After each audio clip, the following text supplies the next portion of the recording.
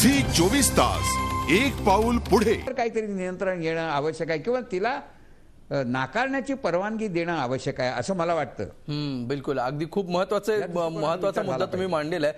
कदाचित या गोष्टीचा विचार केला गेला नसावा शासकीय पातळीवर, कारण ही संपूर्ण व्यवस्थाच पुरुष प्रधान असल्यामुळे महिलांना नेमकं काय वाटतं, त्यांच्या नेमक्या काय भावना असतील, यासाठी महिलांचं किती रिप्रेझेंटेशन घेतलं जातं आणि त्यांचा किती विचार घेतला जातो.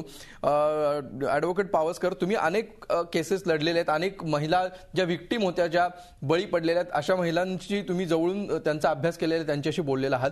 महिलांच्या बाजूनी जर या विषयाकडे आपण बघायचं म्हटलं तर ते आपल्याला कसं बघता येईल? महिलांसाठी अशा प्रकारे वयोमर्यादा कमी करणं ही त्यांच्यासाठी एक नैसर्गिक भावनेला मोकळी करून दिलेली वाट असेल, की त्यांच्या विरुद्ध अन्यायला दाद मागण्यासाठी जेवढी संधी होती तो स्कोप कमी करणं असेल? नाही, निश्चितपणाने मी पुन्हा एकदा डॉक्टर प्रभू म्हणाले त्याला पाठिंबा देईन.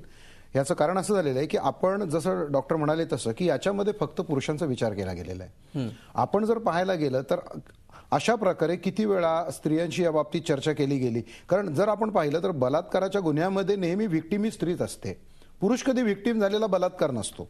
त्यामुळे ज्या अर्थी आपण हे सत्य मान्य केलेलं आहे की अशा गुन्ह्यामध्ये असणारी बळी ही स्त्रीच असणार आहे, त्यावेळेला प्रथम तिचा विचार केला का? कारण कायद्याने आपण दोघांनाही समान मानलेलं आहे, व्यक्ती स्वातंत्र्य आपण दोघांनाही दिलेलं आहे, कॉन्स्टिट्यूशनल राईट्स दोघांचे सारखे आहेत.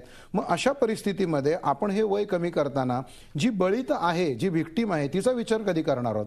त्यामुळे तिचा विचार या ठिकाणी केला गेलेला नाही आहे. आणि तिचा विचार केला गेला तर निश्चितपणाने जसं डॉक्टर प्रभू म्हणाले की तिचं म्हणणं हेच असेल की हे वय 16 नसून 18 नसून 20 करा, 21 करा. आणि त्याचा दुसरा साईड इफेक्ट असा झालेला आहे. आपला प्रश्न असा होता की साईड इफेक्ट जास्त महत्वाचे धरायचे की भावनांना मोकळीक देणं जास्त महत्वाचं? आपल्या घटनेनं सुद्धा प्रत्येकाला मूलभूत अधिकार दिलेले आहेत, फंडामेंटल राईट्स दिलेले आहेत. ते फंडामेंटल राईट्स देताना आपण एक म्हणणं मान्य केलेलं आहे की स्वातंत्र्य म्हणजे स्वैराचार नव्हे. तुम्हाला जेव्हा मूलभूत अधिकार दिले तेव्हा त्यावेळेला आपल्याला एक बंधन पण घातलेलं आहे की त्याच्यावर रिझनेबल रिस्ट्रिक्शन्स असले पाहिजेत. त्यामुळे रिझनेबल रिस्ट्रिक्शन्सना पहिल्यांदा कन्सिडर केलं गेलं आणि त्यांच्या मर्यादांमधून जेवढं मिळेल तेवढं स्वातंत्र्य तुम्ही घ्यायचं असं कायद्याला अभिप्रेत आहे. तर इथं जर साईड इफेक्ट जास्त सिरियस होत असतील तर मन मोकळेपणा किती द्यावा याला मर्यादा घालणं आवश्यक आहे, तर ते कायदेशीरदृष्ट्या जास्त योग्य ठरेल. त्यामुळे इथे त्यांना किती स्वातंत्र्य द्यावं आणि त्यांना त्यात जास्त आनंद मिळेल किंवा त्यांची शारीरिक डेव्हलपमेंट होते असं करणं म्हणजे कुठेतरी आपण या स्वैराचाराला आमंत्रण देतो आहोत. आज 11वी 12वीतली मुलं शारीरिकदृष्ट्या सक्षम नाहीत, आर्थिकदृष्ट्या सक्षम नाहीत, त्यांचं पुढचं आयुष्य अजून त्यांना कल्पना नाही कोणत्या मार्गाने जाणार. आणि अशा वेळेला जर आपण त्यांना नको त्या मार्गात ढकललं आणि एखादी गोष्ट आता आपल्याला अवेलेबल आहे म्हणून वापरण्याची जर प्रवृत्ती साहजिक आहे, नैसर्गिक आहे आणि ती जर झाली तर त्याच्यानंतर होणारे साईड इफेक्ट्स, त्या मुलीच्या पुढचं आयुष्य, त्यांचं भवितव्य, ह्या सगळ्या गोष्टीचा विचार होणं आवश्यक आहे. त्यामुळे मला वाटतं ज्यांच्या घरामध्ये अशी तरुण मुलं आहेत जी ॲडोलसंट एजला आहेत त्यांच्या पालकांना पहिल्यांदा तुम्ही विचारा त्यांचं मत काय आणि त्यानंतर तुम्ही हे निर्णय घ्यायला जा. तोपर्यंत सामाजिकदृष्ट्या आणि कायदेशीरदृष्ट्या सुद्धा हा निर्णय अतिशय घातक आहे असं माझं मत आहे. अगदी.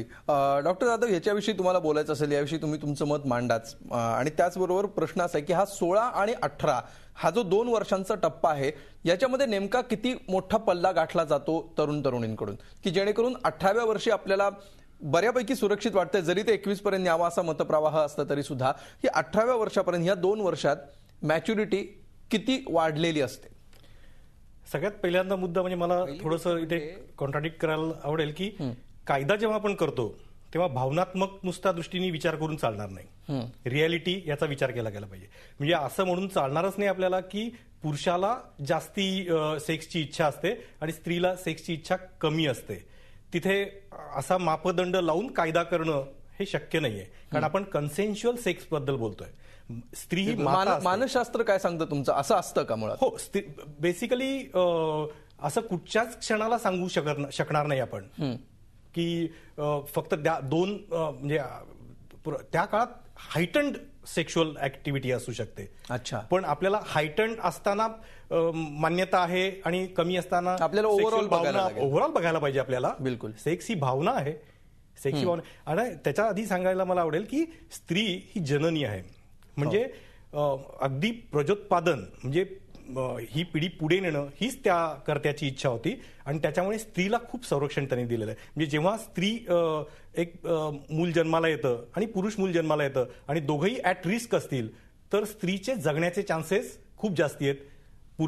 पुरुष मुलाचे चान्सेस खूप कमी असतात, कारण ती जननी आहे, तिला सेफ्टी ही ठेवली पाहिजे. आणि त्याच्यामुळेच माझं आत्ता पण म्हणणं हेच आहे की एक साईडला भावना आहे, एक साईडला ती प्रगल्भतेने किती उत्तमरित्या होईल हे महत्वाचं आहे. आपल्याला आता लग्नाचं वय 18 आहे स्त्रीसाठी, म्हणजे ती त्या दृष्टीने पूर्ण परिपक्व. आता परिपक्व समजा 16 जरी झाली किंवा 17 जरी झाली तरी काही एक पिरियड त्यांना हे असायलाच पाहिजे की लगेच परिपक्व झाले म्हणजे she should be allowed to have, असं नाहीये. त्याच्यामधले सगळे सामाजिक प्रश्न आहेत, तिची मॅच्युरिटी, फक्त फिजिकल मॅच्युरिटी ही कामाला नसते, कारण माणूस हा सामाजिक प्राणी आहे. आणि मॅच्युरिटीचा आणि वयाचा तसा किती संबंध आहे? म्हणजे बऱ्याच वेळा 25शीतले तरुणी सुद्धा मॅच्युअर झालेत असं आपल्याला म्हणणं धाडस. हा जेव्हा प्रगल्भतेचा विचार येतो आणि आपण कन्सेन्शुअल सेक्स बद्दल जेव्हा बोलतोय तेव्हा खरोखरीच ओपनलीच मी सांगतो की हे जेव्हा दोन कन्सेंटिंग पार्टनर्स एकत्र येतात 16 वर्षाच्या नंतर, संपूर्ण तयारीनिशी येतात. आपण त्यांचा विचार करतोय की त्यांना जर चुकून म्हणजे साईड इफेक्ट म्हणून जर टीनेज प्रेग्नन्सी राहिली तर होऊ शकते, पण कधी परत हा प्रगल्भतेचा प्रश्न आहे. बिलकुल. परंतु त्याची पण तयारी करण्याची त्यांची क्षमता आहे, त्याची पण तयारी करतातच. बिलकुल. बरोबर आहे की नाही? त्यामुळे आपण कायदा करताना ह्या गोष्टींचा विचार करणं पण महत्वाचं आहे. बिलकुल. म्हणजे ड्रायव्हिंगला लायसन्स देताना ऍक्सिडेंट होऊ शकतो ही शक्यता गृहीत धरलेलीच आहे. म्हणजे होणार नाही याची काळजी घेणं महत्वाचं आहे, लायसन्स न देण्यापेक्षा. त्याचं मोटर कोऑर्डिनेशन जमलं म्हणून त्या वयाच्या पुढे 2 वर्षांनी आपण त्याला ड्रायव्हिंग देतो, पण तरी तो जर प्रगल्भ नसेल तर तो दारू पिऊन चालू शकतो. पण तसाच एखादा सुशिक्षित माणूस पण दारूच्या नशेमध्ये करू शकतो. पण याचा अर्थ त्याच्यामुळे कायदा बदलणं आपल्याला अभिप्रेत नसतं तिथे. बिलकुल. हे नॅचरल रिसोर्सेस, हे this is sex is an resource. हे मी म्हटलं ना, दिस इज अन नुसतं इम्पल्स नाही, हा बेसिक इम्पल्स आहे. परंतु तो चांगल्या दृष्टीने येण्यासाठी काय जे आवश्यक आहे ते जर म्हणाल की तुम्ही 18 आणि 16 आणि 18 मध्ये काय फरक पडतो, तर बेसिकली कॉलेज एंट्री म्हणजे एक स्कूल एंट्री हा एक प्रकार असतो आणि कॉलेज एंट्री म्हणजे कॉलेजमध्ये एंट्री घेतल्या गेल्या पहिल्यांदा त्या मुलांची एक इनिबिशन्स दूर होतात. इनिबिशन्स दूर झाल्या ते त्यांचे नॅचरल एक्सप्रेशन्स असतात. ही काही ओढून ताणून नाही, पण हल्ली पॅरेंट्समुळे ओढून ताणून पण ती एक्सप्रेशन्स यायला लागली आहेत. मला सांगा की कॉलेजमध्ये गेल्या गर्लफ्रेंड म्हणजे आता त्याच्यात पण विचित्र म्हणजे हे आहेत फ्रेंड, गर्लफ्रेंड, फियांसी आणि मुलाचा बॉयफ्रेंड आणि मुलीची गर्लफ्रेंड, हे चौथी कॅटेगरी. हे सगळं नॅचरल आहे, आलं की लक्षात? त्यामुळे कायद्यात ह्या बसवणाऱ्या गोष्टी आपण डिनाय करण्यात काही अर्थ नाहीये. म्हणजे तर इथे मला काय म्हणायला आवडेल की बेसिकली हा 16 आणि 18 मधला जो फरक आहे त्याची ब्रिजिंग गॅप ही 0 अगदी 2 वर्षापासूनच चालू झाली पाहिजे आणि त्याच्यासाठी parents they work as a role model. अगदी. म्हणजे ह्याच्यावर जर आपल्याला पुढे जाऊन चर्चा करायची असेल तर तुमच्या आजूबाजूची सामाजिक परिस्थिती आणि या पिढीला मिळणारं एक्सपोजर जर इतक्या प्रचंड प्रमाणात बदललेलं आहे तर त्यांच्याकडून तेवढ्या वेगाने मॅच्युरिटी येणं, ती मुलं मॅच्युअर होणं अपेक्षित आहे.